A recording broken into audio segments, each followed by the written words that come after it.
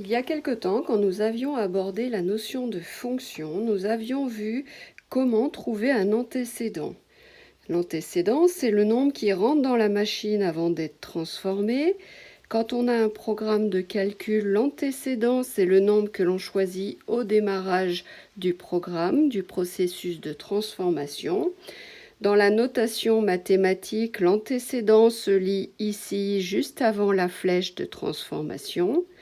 Dans un tableau de proportionnalité ou non, dans un tableau, l'antécédent se lit sur la ligne du haut et dans une représentation graphique, on trouve l'antécédent sur l'axe des abscisses.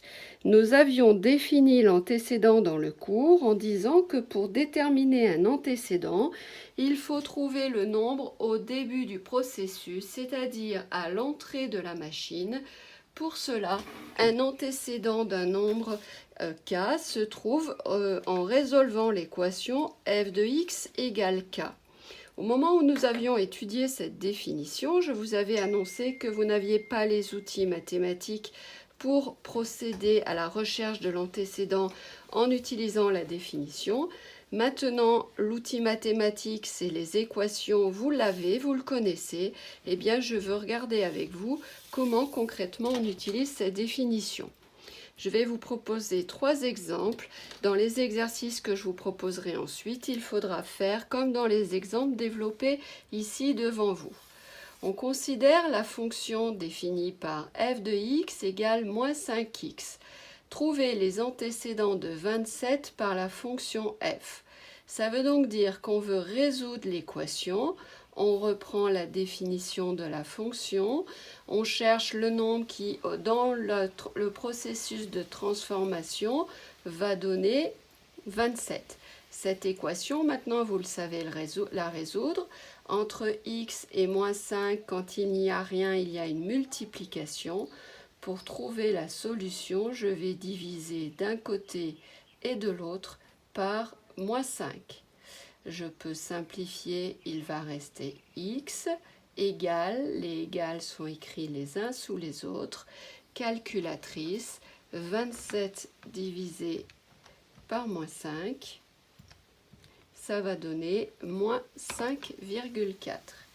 Autrement dit, la solution est moins 5,4. L'antécédent de 27 par cette fonction f, c'est moins 5,4. Deuxième exemple, on considère maintenant la fonction définie par f de x égale 7x. Je cherche un antécédent de moins 56 par la fonction f. Cet antécédent, je vais le trouver en résolvant l'équation 7x égale moins 56. Cette équation va se résoudre en divisant par 7 d'un côté et de l'autre. Je simplifie, x égale, je calcule avec la calculatrice ou de tête. Voici la solution, c'est moins 8. Autrement dit, un antécédent de moins 56 par cette fonction linéaire est moins 8. Troisième exemple, on considère la fonction f de x égale 4x plus 9. Je cherche les antécédents de 31 par cette fonction. La fonction, elle est définie ainsi. Je cherche à quel moment je vais obtenir 31. Je vais résoudre cette équation.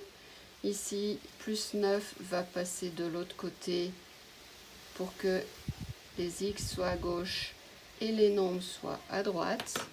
Je vais rajouter moins 9 d'un côté, moins 9 de l'autre. Ça s'annule, il va rester 4x. 31 moins 9, ça fait 22. Je vais résoudre ensuite l'équation obtenue en divisant par 4 d'un côté, de l'autre.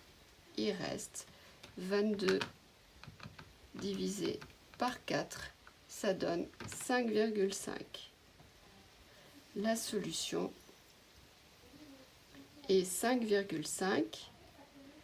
L'antécédent de 31 par la fonction f, il y en a un seul, c'est 5,5.